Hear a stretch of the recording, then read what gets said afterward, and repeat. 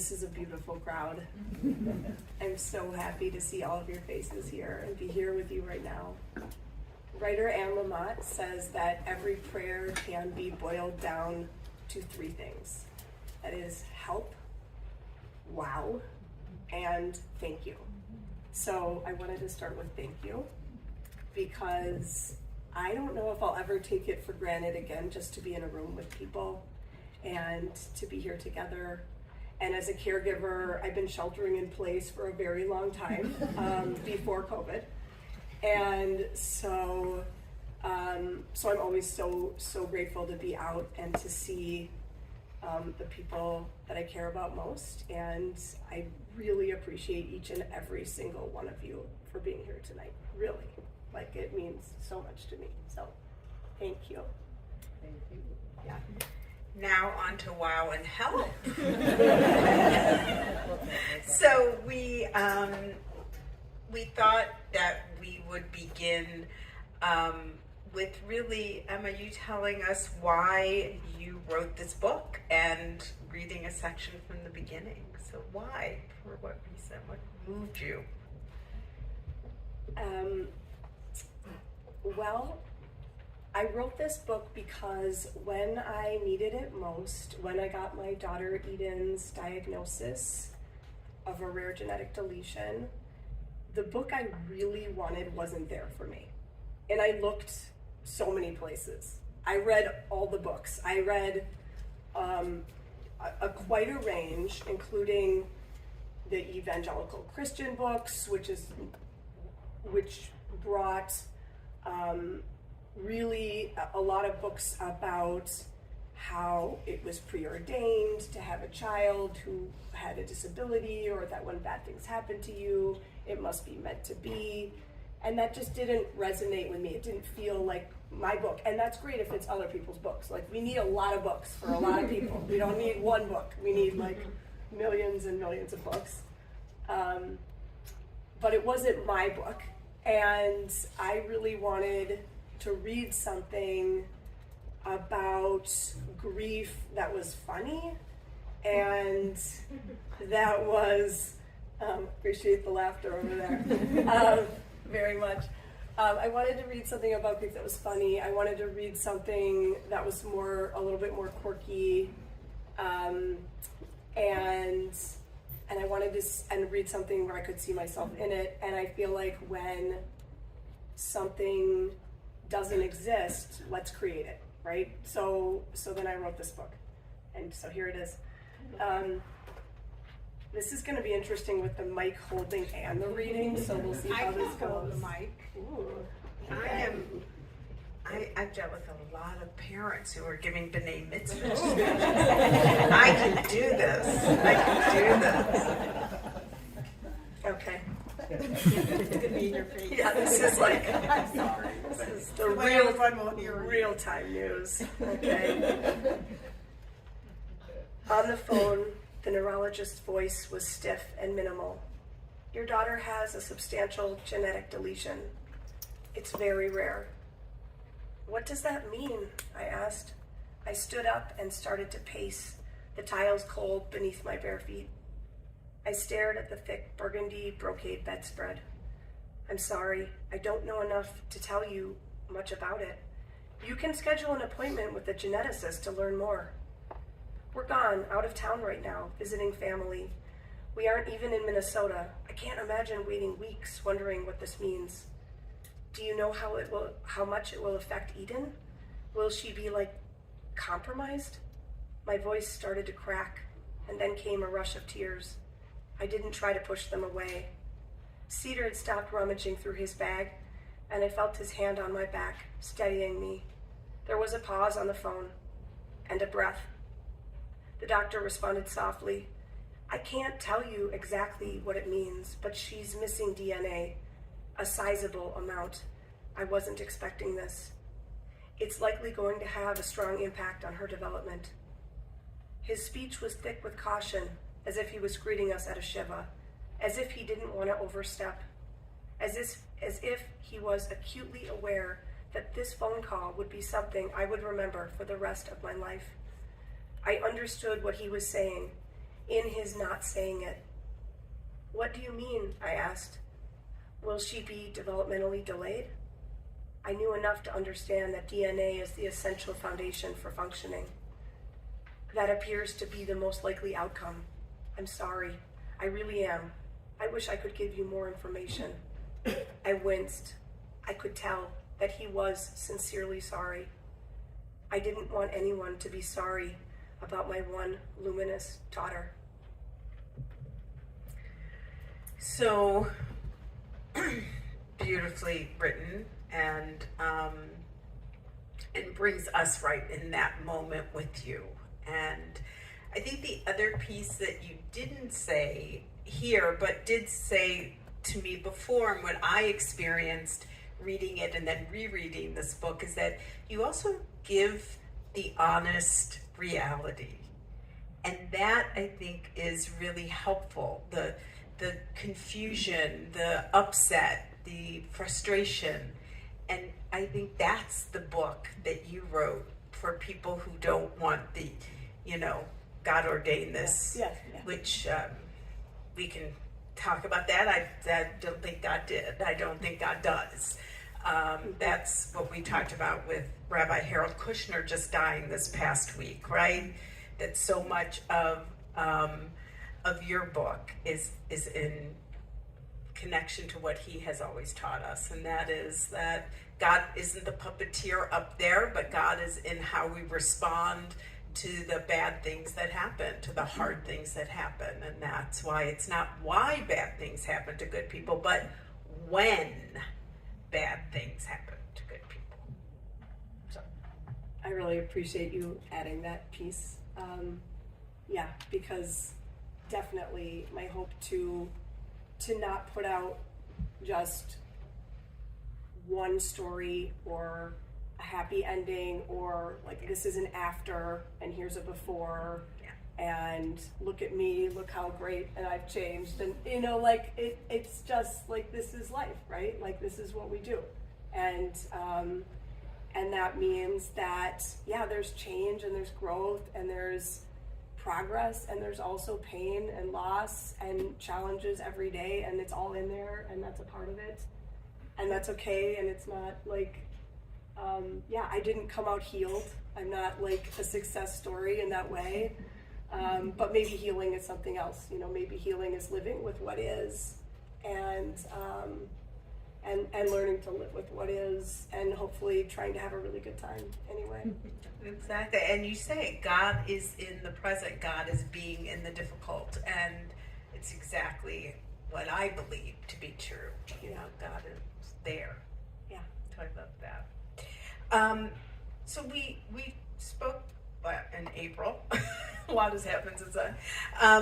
About the use of the word disabilities, disabled. So can you help us understand that a bit more? Because I thought that was just a powerful juggling when we don't even have the language, right, to describe something. Probably is a commentary on our society, and I just found it very important and enlightening. Great. I think I'm going to read Good. what I wrote, because I can't imagine coming up with something better in this moment. Perfect. Yeah. All right. So I'm just going to read this preface, and I think I've got it down now. I'm holding the mic and the book. There you go. Getting fancy here. I am endlessly amazed by how one unexpected moment can lead to another, and how each moment can shape a day or a week or even a whole life. I sometimes soak in Eden's gleaming almond-shaped eyes, or behold her funky swagger and think, wow, who knew? Who knew I was going to be here in a life that didn't seem like it was going to be mine? I certainly didn't, but that's both the adventure and the calamity of life. You just never know how it's going to turn out. Sometimes not knowing feels like an incredible mystery. Emphasis on sometimes. I grappled with the language to use around the concept of disability, which reflects, in part, how flawed this language is. I use the term disabled and disability using person-first language, i.e. person with disabilities versus disabled person, to put the emphasis on the individual as a whole person. Special needs is commonly used in some circles, but I don't believe it fully encapsulates the challenges that Eden and so many others face. The term has been critiqued as a euphemism, unintentionally adding stigma. I like the idea of reclaiming disability as something that is not derogatory or less than. I suspect, like most of the words that came before, these terms will also drift in and out of fashion and become obsolete. This is what time does. It reinvents us. And sometimes it just makes us embarrassed about the past. Putting our story into words has been an imperfect process. People are complex and dynamic, and labels cannot ever fully capture the human experience. There's no one else like Eden, at least no one else I've ever met. She's part magic. The other parts are harder to explain. So I think putting all of this into a book written is courageous because of the dynamic reality and things change, and because of the societal norms and expectations and what is valued and what is important. And so we talked a lot about sort of the expectations that the world had of you and has of you, and that breaking those, going to Coachella and experiencing the glee of not being in that life of caregiver for a moment, and how that experience changed you as well. So talk a little bit about that. Yeah, I'll talk and then I'll read a little bit too. Good. Yeah, so I definitely went to Coachella when my daughter was still struggling with various health challenges, as she still does. But my husband, featured here, who is so lovely, I should say thank you too. He was touring and was lucky enough to get to be a part of a saxophone choir with the band Bon Iver, and had this opportunity that we knew he couldn't pass up, and so he took it. So part of our commitment to each other has always been, we're going to support each other's creativity and creative dreams. And so when Eden was in and out of the hospital, he took it, and he said yes to a year-long tour that was weeks on and weeks off with the band all over the world. And so for a lot of that time I was in the hospital with Eden, and I wrote in the book, was I supportive? Depended on the day. I sound really supportive right now. It was harder in the moment, but I really wanted him to do that, to have a life, to be a whole person, which is what I want for every caregiver and every person and every parent, to have something for yourself that's left, that you get to have and to be beyond the others that you care for in your life. Pets, whatever. You don't need to be a parent to understand. I think parents, whoever you're caring for, there's a lot to care for beyond our own selves in this world. So yeah, I was really clinging to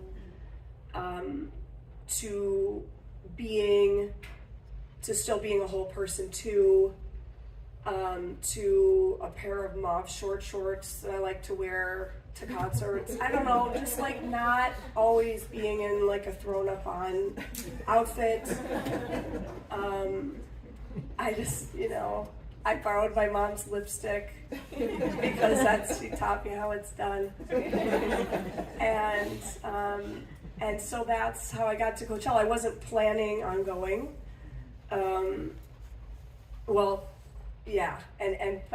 But I did end up getting away for a weekend and getting to be there in what was a really unlikely place for me at that time, because again, Eden was in and out of the hospital for about a year and a half, and so much of my life was really in those spaces, and in the spaces of having a child critically ill. So that's the context of this, to help you understand. And Eden is still on a feeding tube, but that's part of the challenge of her life, is that she's unable to eat by mouth. And part of her diagnosis, that was part of the way that ended up manifesting. We didn't know when we got the diagnosis what her life would be. And that's part of what her life has turned into, is having to live on a feeding tube and having a lot of struggle with that and with tolerating food. And so that's the context here, which I know sounds like a total Coachella party, right? Like you're getting geared up right now. All right. The best part of Coachella was the music. The weather was painfully hot. On Saturday, the day I was at the festival, from mid-morning until around midnight, it was nearly 100 degrees. I wore a navy blue striped romper, which I got right before the trip. It was thin and light with a wide open back, and the shorts were very short. Still, walking around the grounds, I was wearing more fabric than most, at least compared to the other women. The uniform was, essentially, lacy negligees. There were various sexy iterations of that and the occasional bold outfit, like a clear plastic miniskirt. I was like, wow, okay, this is definitely not the Midwest. And go girl, whatever works, do it. A few hours before night fell, I exchanged smiles with a woman as we passed each other backstage. I took in her blonde hair and her friendly eyes. We had a brief, bright moment as we walked in opposite directions. I didn't know it was Lady Gaga until Cedar said, whoa. Lady Gaga just totally smiled at you. Years later, when Chromatica first came out, I told Eden about that moment as we were strolling near the beach. The song Stupid Love came on our outdoor portable speaker. We tried not to leave home without it, and it reminded me of that Coachella moment. I gave Eden every detail, which wasn't that many. Despite the non-story story, Eden kept bringing it up afterwards. She would scrunch up her face into a tight smile and then announce, Lady Gaga smiled at you. She did it. She still does this, by the way. A few weeks after that, when we were listening to our family playlist, Eden brought it up again, shaking her body with delight. Lady Gaga smiled at Mommy. She did. Live in concert. Live in concert was one of her favorite phrases. I tried to incorporate it into sentences as much as possible, just to watch her eyes shine like river stones. The Bon Iver show was gorgeous, mystical, and somehow unexpected. I had seen the band play many times over the years, too many to count, and yet each time felt like the very first.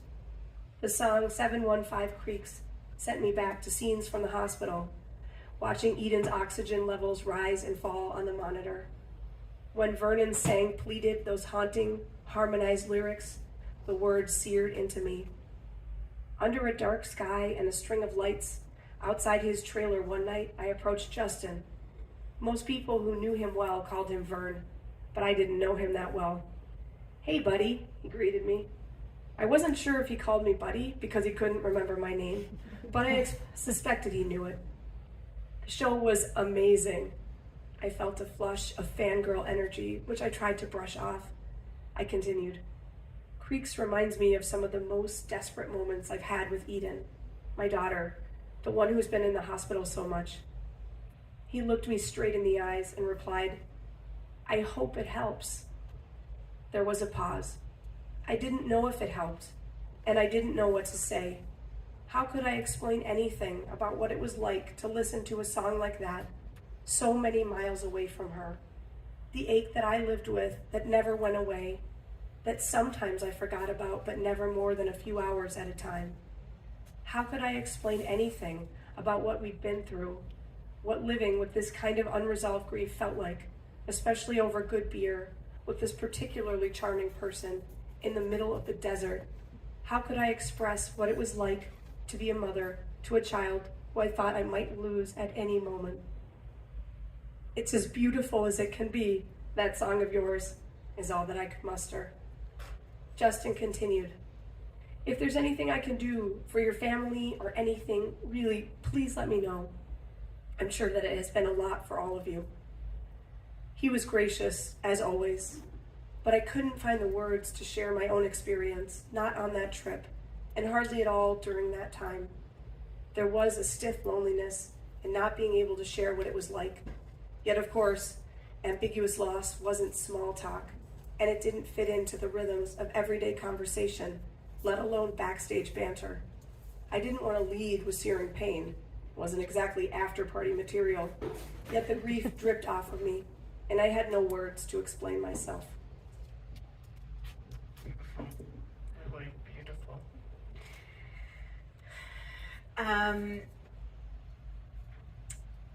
I think the next place are the people who really are angels in your life. I mean, you that's the thank you. We're getting to the wow, the help, and the thank you. But the beauty of it is how gracious you are and how unbelievably giving they are. And I just want to say that she was appropriately thankful and giving you a pass for not being in the hospital when you were to me. So all was good on that one. I mean, not to you, but definitely to me. You were very gracious. But we talked a little bit about this. There's this belief in Judaism and in the Torah that anyone could be an angel, and you don't know they're an angel until they leave your presence. Which means we need to treat everybody like angels, right? And you've had a lot of angels in your life, family and friends. So maybe talk a little bit about the angels that you have met through Eden. This is my favorite part. And I just want to say you've definitely been one of those angels. Yeah, I'm so glad to be here with you in this moment. I'm honored. Yeah, you just, it's amazing who we get to meet and how we can affect each other. And I love what you're saying about the angels, because I think that's just so true, that we don't know when we do meet people, like who will become our people, how will we change each other, how will we love each other, how will we understand each other. And we don't know, like, we're just like, hey, nice to meet you, you know, and then later we become whatever we're going to become. And sometimes that keeps becoming and sometimes we get to like know each other's souls. And so yeah, I think that angel piece resonates so much, and we really have met like some of the best people through my daughter Eden, like the best people. I'm just like really floored by that. And it's changed. Having this unexpected path has changed everything, probably everything about my life, including every relationship. It's made some much closer. It's ended some relationships or changed those. It's not all like the good. And I put that in the book too, because I think people need to hear that as well. Like not everyone's a part of the village, you know, like unfortunately, sometimes the village changes, and sometimes we have someone there and it needs to end, or things have to shift, or you know, so many different things can happen. So we were lucky enough to meet incredible caregivers who became our extended family, Mark and Julie, who are with Eden right now. And I will also say my dad is with my son who has a fever, because he wanted Cedar to be able to be here, and I actually had to show up, so I wasn't gonna have to. I was like, at least I have an event, so like I can get out of the house. I should book more of these. How do I just get like a full calendar? You know? Gotta do this author stuff. Sorry. See you guys. So my dad is there right now with my son, and Mark and Julie are with Eden, and they are, and I met Julie by chance. Actually connected with my dad in other ways, but I did meet Mark and Julie by chance. And so I'm gonna read about that moment.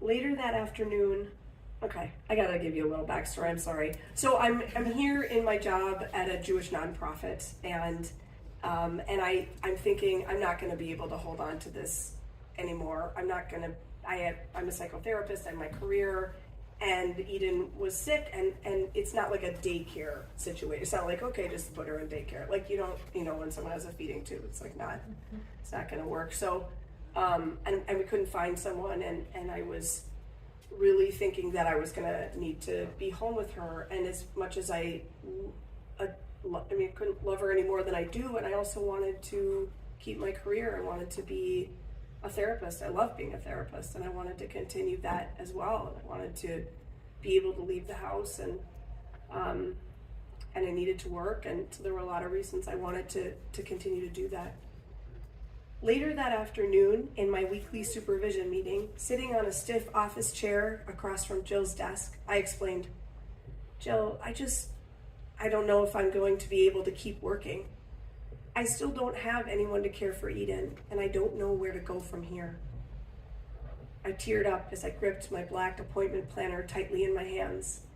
I was supposed to be there to receive guidance on how to best serve my clients.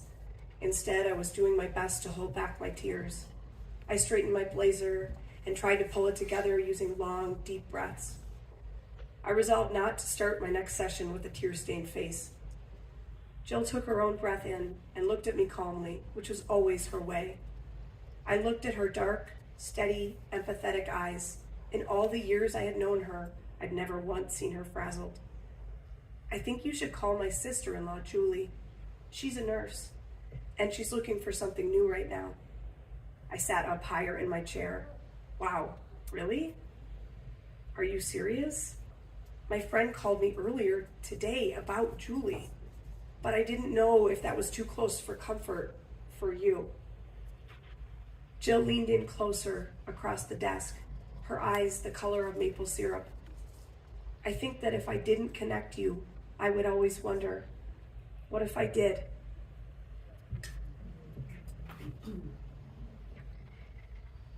So there's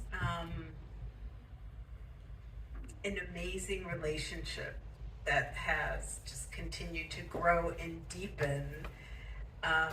And Julie came in, but then Julie had an operation which limited some of her physical ability for a little while. And Mark just jumped right in, although he was there all along, but in a very different way. So the two of them are remarkable, and we've had the privilege of seeing it on Sundays when Eden comes to temple, and how so joyful she is there, and they're there with her. It's really amazing. Yeah, it is amazing, and they call her their best friend. They both call her their best friend. I'm like, I don't know, I don't think it's an argument, but they're both like, "She's my best friend." And I'm like, great, she is too, it's great. And so, yeah, Julie said, what I write next is that she says, "Well, I think, I can do it for 6 weeks." And so she committed for 6 weeks. And she said, "I hope she's better by then." I said, "Well, me too." No one hopes more than me. And then I said, "I hope you fall in love with her." And I had forgotten, and the cool thing about writing a memoir is, like, you get to, I had it, I showed everything to pretty much everyone who's in here. I mean, if I use their name, I showed it to them, and as I was writing it, I said, like, "What else do you remember, or is this the way you remember this?" And so often they would say, "Well, don't you remember like when I said this or this? I'm like, great, thank you. No, I didn't remember that. And so Julie had remembered that she said that she said, I hope that I had said to her, I hope you fall in love with her, which I thought was bold. I was like, great, I'm glad, great, It's like 6 weeks or fall in love with her, either one. So I said that, and then we actually hired another nanny because Julie was going to go work for the Minnesota Vikings. I don't know. It was just like something else was going to happen. It was going to be a different path, and then that nanny quit. I think when she realized. I mean, she never started, and then because this is a lot, like for most people, it's a lot, and then Julie, we said, well, what do you think? She said, I'm so glad she quit. I really want to stay. And I remember where I was standing. It's not in the book. This is the other stuff. So I remember where I was standing when she said that. And then Mark started helping her husband. Their kids are grown, and started helping more and more. And they just love Eden like she's their child. And they did fall in love with her. And so it's been and we just had our anniversary. It'll be 7 years, like last week. So that's some of the chance encounters, and we've met, and there's been other chance angels in our lives for sure. People that I've gotten to know even more than I ever would have, like my mother, and who's been with me every step of the way, and friends that we made that are also in the book. There's a lot about friendships in the book as well, and how much Friends, I'm like Friends' biggest fan. I feel like Friends can be so incredible, and not the show. Really not, like that's not what I'm talking about. I don't really, the show feels to me, anyway, you don't need to know. This is not a critique of the show Friends, but I feel like the real life Friends have really shown up, and so that's all, it's all in here. That's the village, and some wonderful neighbors as well, some really very delightful neighbors who are one of a kind. So you, there was a moment, and it's hard because I don't want to say what have you learned from Eden in the sense that you've been changed. You really have been changed, and no one knows when that happened or where that happened. There are moments in the book where you like something shifted, something did. I'm not going to all these experts, those professionals that were going to give you the answer, that somehow you sort of moved into a place where that was sort of your ownership, and you turned to them when you needed to, but there was this sort of comfort of it. And there's a birthday party for Eden that really, I think, was one of those transitional moments, at least from what I read in the book, but you tell me if I'm wrong. And page 126, yeah. You always have my back. There we go, I try. So it's just this moment where it was a dance party. So let's go to the reading in the book.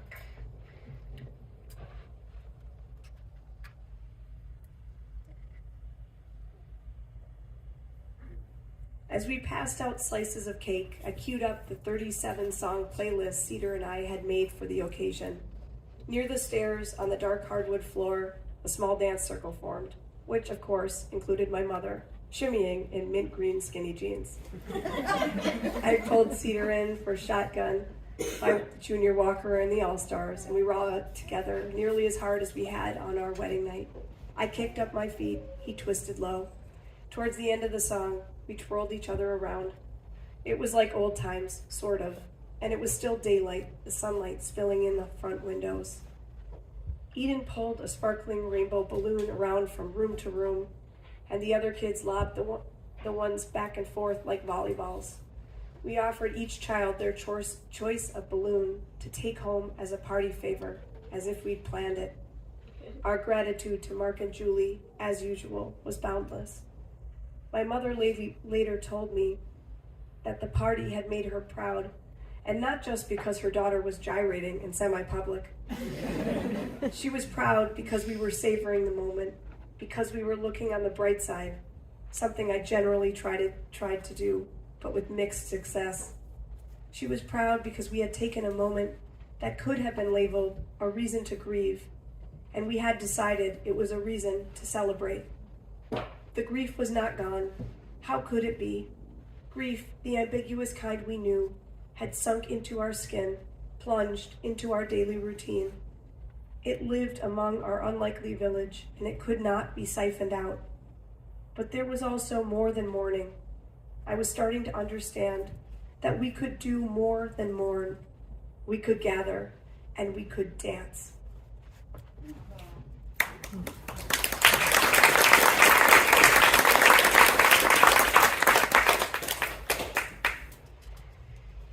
And I think it's powerful to not try and look for the why, right? I mean, in that moment, because why is looking back, and why is not going to help us. It's not going to change the situation. But it was the wisdom, the wise part of this all that I felt like that was sort of this moment of transition to dance, not to figure it out. Yeah. And I have a mind that really goes to those whys, and you'll read about that here. I definitely know how to go down that road, as many of us humans do.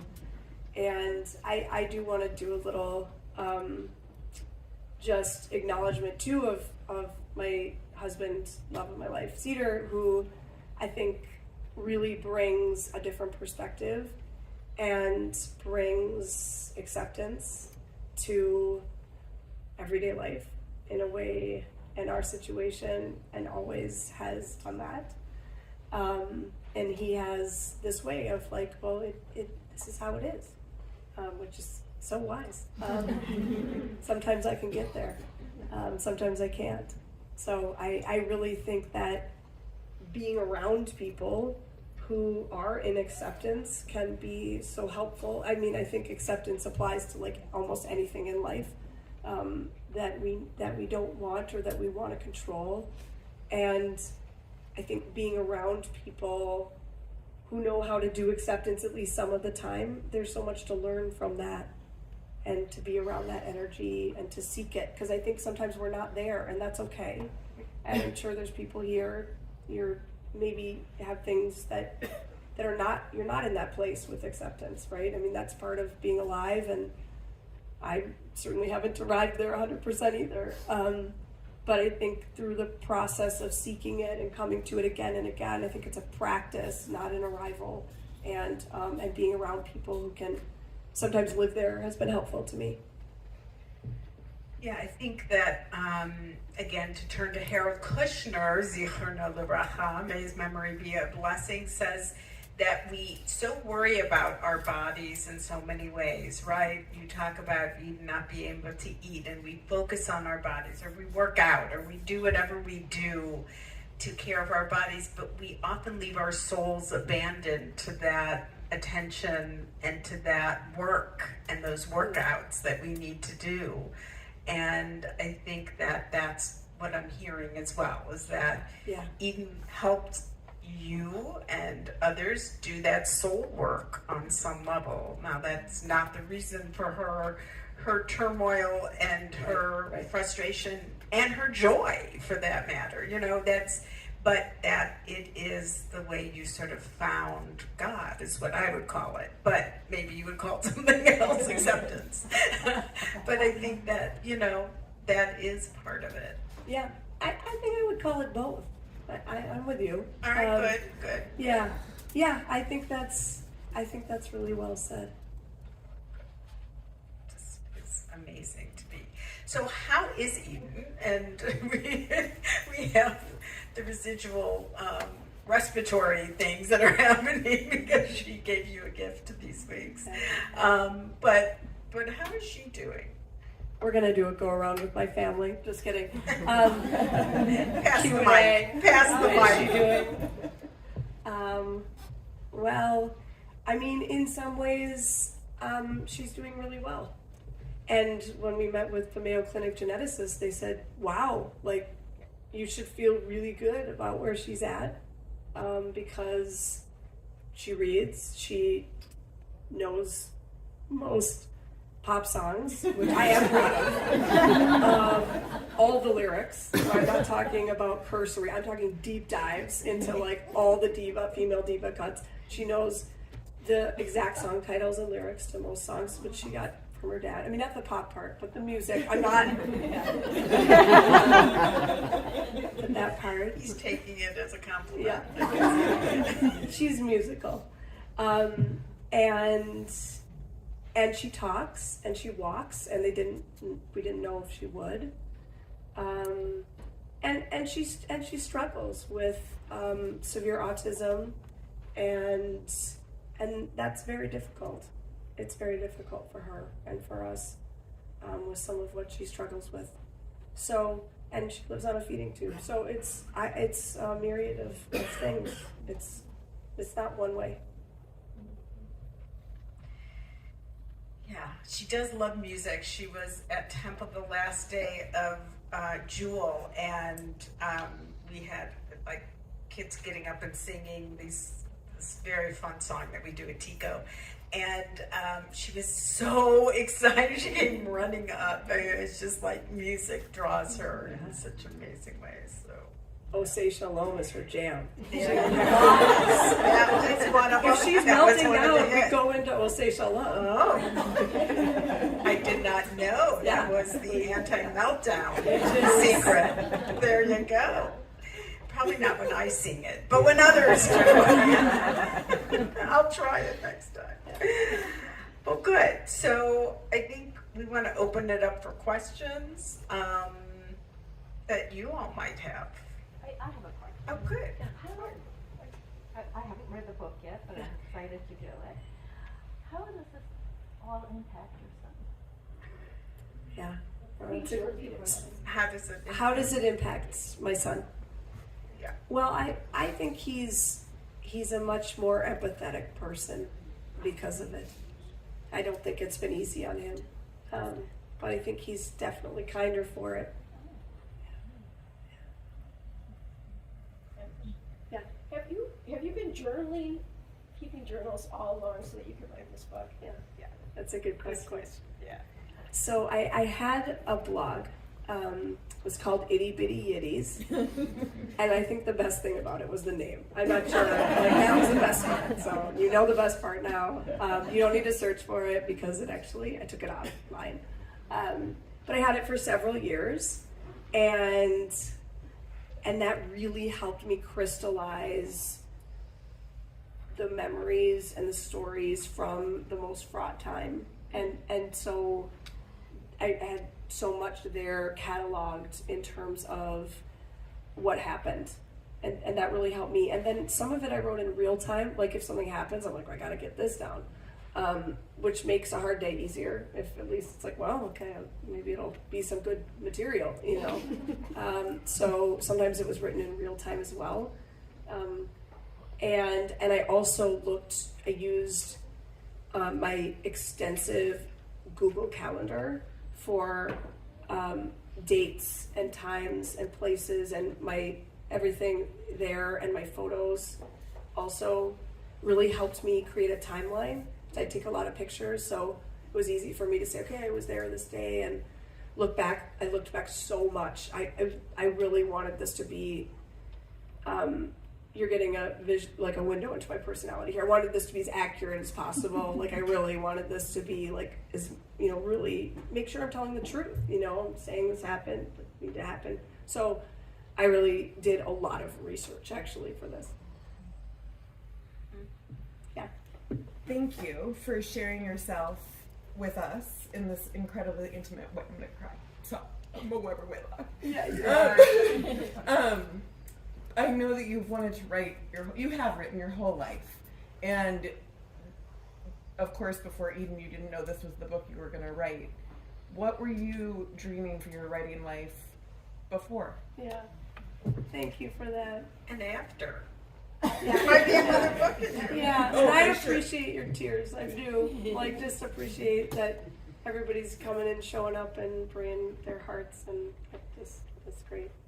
So thank you.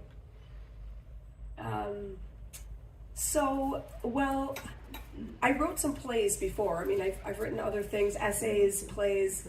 So that was what I was doing before. And I've been working on a book of essays, or I have like maybe, I don't know, a fourth of a book right now that I've been working on that are just like more funny essays about how it's embarrassing to be a human. One of them is like me hitting a vending machine and getting upset, and it was in front of a client. Like, I got mad because it took my change and like hit the vending machine. And I was gonna shake it, and then I look and my 2 o'clock is there. I'm like, I better not shake this vending machine. And then I went and told the story to my dear friend Kate, who's in North Carolina. And we rolled. We were laughing. We get so much mileage out of that. Like, the day I hit the vending machine in front of a client, like, that's not my best self. So that's one of them. And I also really want to write a modern romance novel. Oh, we're gonna be okay. Yeah. I don't think you're gonna have me interview you for that one. Danielle Steele or somebody has to interview for that one. I'll send you a copy, though. You get the arc. You get it first. Perfect. I love it. Or maybe you do want me to. I'm gonna ask you. Okay, you can say I'll be no. up to snuff. Yeah, you are always up to snuff. So good. I love that Yeah. you're doing. Oh yes. What do you think you and your family have taught her medical team? What have you taught your medical team? Just for people who might not have heard that. Thank you. Well, I've tried to make them laugh a lot.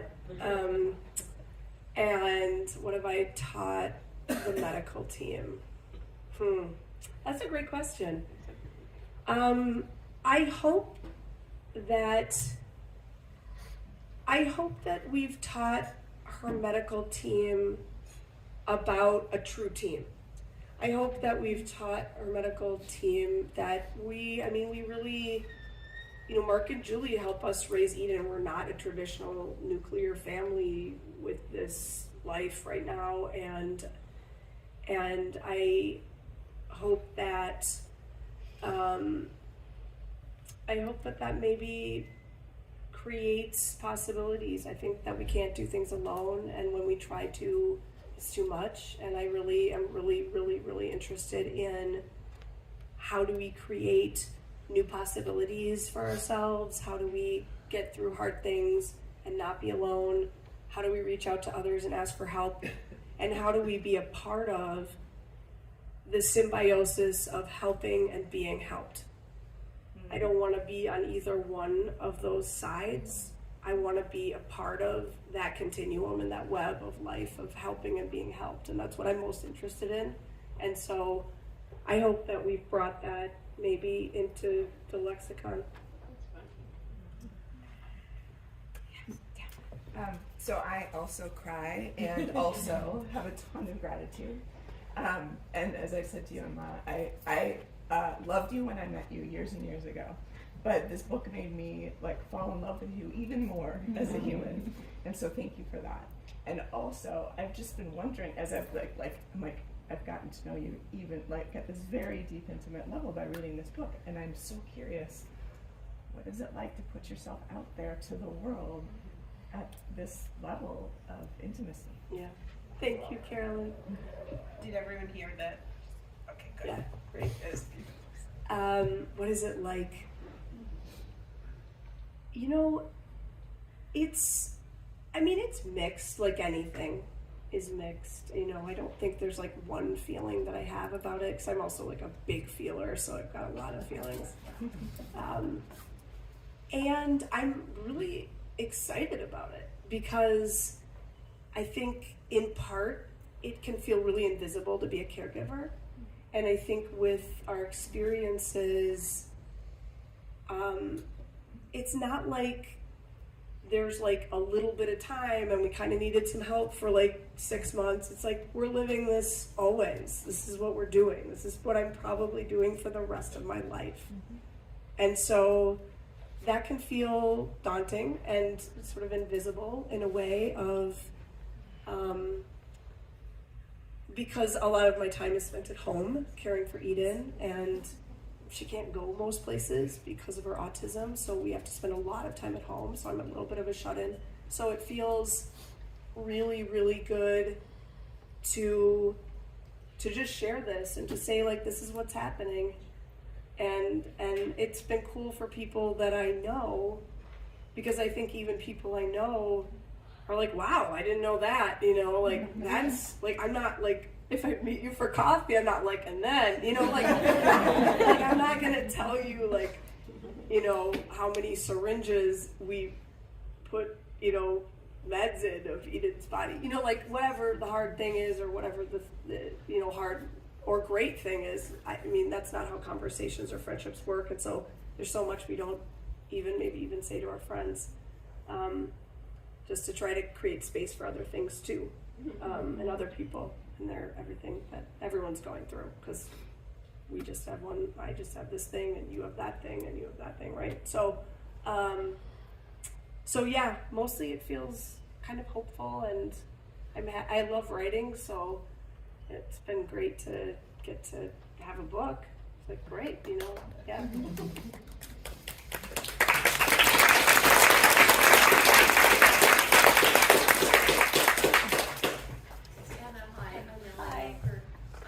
I'm just so moved by your writing this book, and I resonated, you know, as a mother of a disabled son and disabled grandson, and just it really touched me what you shared about your experience. And I've only met you once. We had lunch together, and I'm just struck by your wonderful humor. And I noticed you started out with a quote from Anne Lamott. Yeah. And I wondered what your relationship is with her. Is she an inspiration to you? Do you resonate to her writing? You both have such delightful humor. That's one thing I noticed. Thank you for that. She's my best friend. From afar. Yeah, exactly. She doesn't know it. But you can tell her if anyone knows her. I said that. I like her. She's a great writer. You know, she's definitely a writer that I admire, and her book Operating, I think it's called Operating Pieces, Operating Instructions. That makes more sense than pieces. I enjoyed it. It's about motherhood, and it was really about, it was like one of the first, it was a very pioneering book that talked about the harder parts of motherhood, which I'm really a proponent of, if you don't know by now, just sharing all the parts of our experiences and not glorifying or, you know, extolling like that it has to be some perfect thing, right? And so I loved that she wrote that book many years ago. She was a pioneer in that way and wrote about motherhood in a way that was much more complex, and that was really helpful to me. Yeah. Oh, one more question. We're getting cut off. We are getting cut off. How has your professional practice changed, and how you work with patients, clients through this experience? Like through the book writing, or through just the experience of having this child? Through your personal transformative experience. I think that I was talking with my mother about this actually, and we were talking about, like, am I a better therapist? And I think what we talked about was, I hope I'm a better human. Like, I think that we all have our own CEUs that we go through when we're therapists. So those are continuing education units, and I think we all have like our specific course and courses through our lives because we're people that we have to take, and we don't know we're going to take them, and it's not a classroom setting, and these are my CEUs. I would not have chosen this course. Like I would not chose the CEUs, but these are the ones that I've been given, and I think every therapist has their own, you know, life challenges they walk that inform them about what it is to be alive, and what grief is, and what heartache is, and what it means to be really deeply humbled. And I think that those are painful lessons that are valuable to really seeing and understanding other people's pain. And so I think the thing that it brought probably for me the most in my practice is like, I'm not afraid of pain. Like, I will sit with you, I will talk with you. Like, when people have been like, I'm sorry, I'm crying, I'm like, keep crying. Like, it's fine, you know, like, we can do whatever, because I've been in the hardest places. I mean, and I wrote about it in here. Like, I've been in some really dark places at times. So I know what that's like, and I'll sit with you, and we got to do it together, you know, like that's what we're here for. I think we're all here to be here and to have some fun too. I won't just sit in the dark with you. I will also invite you to my dance party, and we'll have a great time. So we'll do all of it, because that's what we're here to do, is do all of it. Not one thing, not pretend it's good, not be cute. Maybe we'll be cute, but we'll also talk about the real stuff. Yeah. So I think we're going to end, and I'm going to sign some books over here. And I just want to thank you all again for being, I just want to say champions. That's the word that comes to my mind, but for being here. And I also want to say that if you when you read the book, if you love it, or even if you like it, will you please, even if you like it, will you please tell someone about it? Will you, if you love it, will you write a review? I think you know where those things go. Yes. Will you spread the word? Because this is a grassroots party. This is not like that's how this will get out, and that's how this book will find readers. And I hope that it will. I hope it will find people, and I hope that someone will hold it in their hands who feels like maybe tomorrow I can't do it. I don't know if I'm going to be able to do tomorrow, and I don't have it in me. And I hope they'll look at the book and they'll say, all right, maybe I'll do it. You know, let's do it. So thank you. Thank you.